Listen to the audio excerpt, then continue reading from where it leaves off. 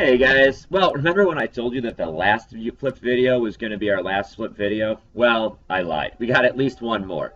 So, we're going to talk today about the Cartesian coordinate plane. Now, you might be asking yourself, what the heck is Cartesian? Well, it's not a country and it's not a language. It's actually named after some really old French dude named René Descartes, who was really, really good at math, much smarter than me or any of the math teachers here. So he actually got an entire coordinate plane named after him, and you can see his picture down there. We got some cool pictures of Dusty and Bravo and Echo down there too, because you know it's a coordinate plane. Get it? Haha, plane. Well, let's get started. So, coordinate planes are actually really useful and used in a lot of areas in life. The military use them when they're out in the field to describe where they're at, to coordinate attacks and do stuff like that. We can see a picture here of Hawaii and the grid that they would have created for the coordinate plane there. It's also useful in maps. We have something called the equator and the prime meridian, which separates our world, our map, into segments based on vertical and horizontal lines so we can know where we're at. It's also useful in video game design. When they are mapping out the spacing on things, the movement of things, especially if we're working with a two-dimensional scrolling game like Mario Brothers back in the day or something, our two-dimensional coordinate plane becomes very, very useful. Also in archaeology, they have a grid system. When they have an archaeological spot that they're digging, you can see the ropes that they set up here. They create vertical and horizontal lines they can section off each little bit of the ground that they're doing and be able to work. And Justin Bieber? Well, maybe not Justin Bieber, but you know, he's from Canada, so we'll throw him a bone. But below, we can see here is a real-life example of a coordinate plane being used to show a relationship between the number of earthquakes per year and the magnitude of the earthquakes, or the strength of the earthquakes. So, a couple questions just using this coordinate plane here about how many earthquakes per year have a magnitude of 5. So go ahead and look at the coordinate plane. What do you think? Magnitude of 5. Did you say about 40? Right, we can see that point there has a value, a location on the horizontal axis and on the vertical axis. A magnitude of 5 on the horizontal, around 40 if you look at the estimation there. And Oklahoma City, you can see down below there, is an example of a city that actually has about 40 earthquakes per year. So if you like earthquakes, that's a good place to head.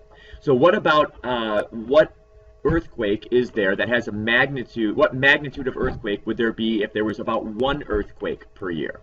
Take a look at the coordinate plane over there. What do you think?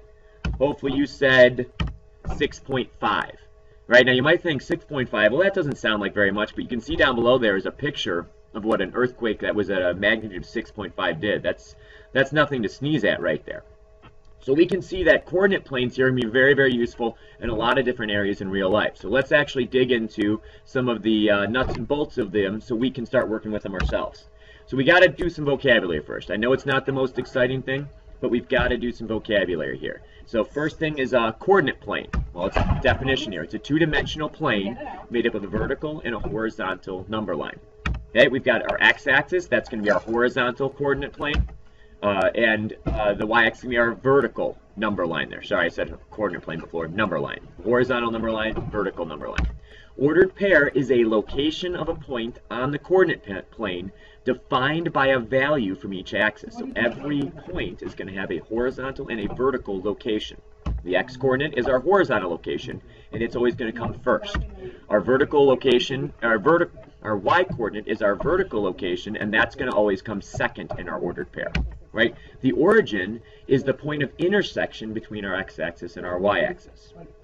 And our last vocabulary here is a coordinate is a region that is created on the coordinate planes by our x and y axis. Okay, so we got the vocabulary out of the way. Let's start applying it here. So I want you to go through and answer each of these questions below here.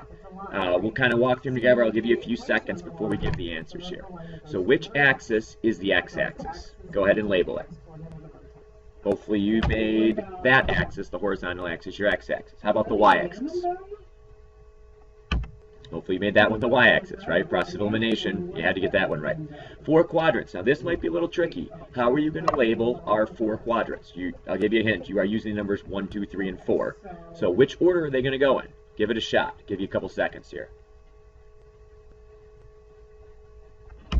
So if you notice, the first quadrant is in the top right, and then we go anti-clockwise, or counterclockwise if you like it, anti-clockwise to count 2, 3, and 4 there for our quadrants. This is something that's a little bit tricky at times because we normally want to move from top left and go clockwise, so make sure you're paying attention to that. Okay, label the origin. Where is the point of intersection of our axes? And what is the ordered pair? We can see that the origin is right there, and that ordered pair is going to be 0, 0. It's 0 on the x-axis, and its location is 0 on the y-axis. Okay, so I want you to do 5 and 6 together. Label M, and point P. Gosh darn it, always comes up here. Label M and label P. Go ahead, find -4, 5, and 3, -2. Find those locations on the coordinate plane. There's M, and there's P. So hopefully we put those in the right spots. Okay, we got 3 points on there that I want you to give me the location of, A, B, and C. So we can see them up there. So go ahead, figure out what is the location of A, what is the location of B, and what is the location of C, and write that location as an ordered pair.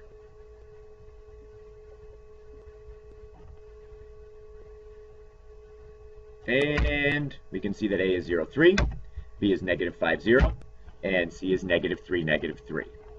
Well, if you have questions about any of these, if you're not understanding where all this information came from or how we put some things on the coordinate plane, please come see us, ask questions in class when we come back on Tuesday, and we'll make sure we clear that up for you.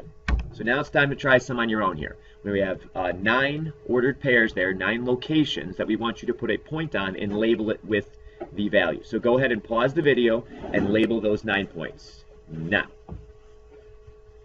Well, let's see how you did here. Let's see how you did. Oh, look at that. Nikolai Miracek just showed up. He is the Serbian beast coming over from the east, right? He's going to help the Bulls with their stretch 4 position. He's a 6'10" three-point shooter. Hopefully, we're hoping he's like a poor man's Dirk Nowitzki.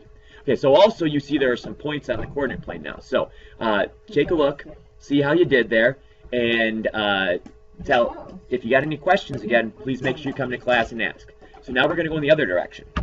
Now you're given some points, and I want you to name those points. So I want you to give me the locations in an ordered pair of each of those points. Pause the video now.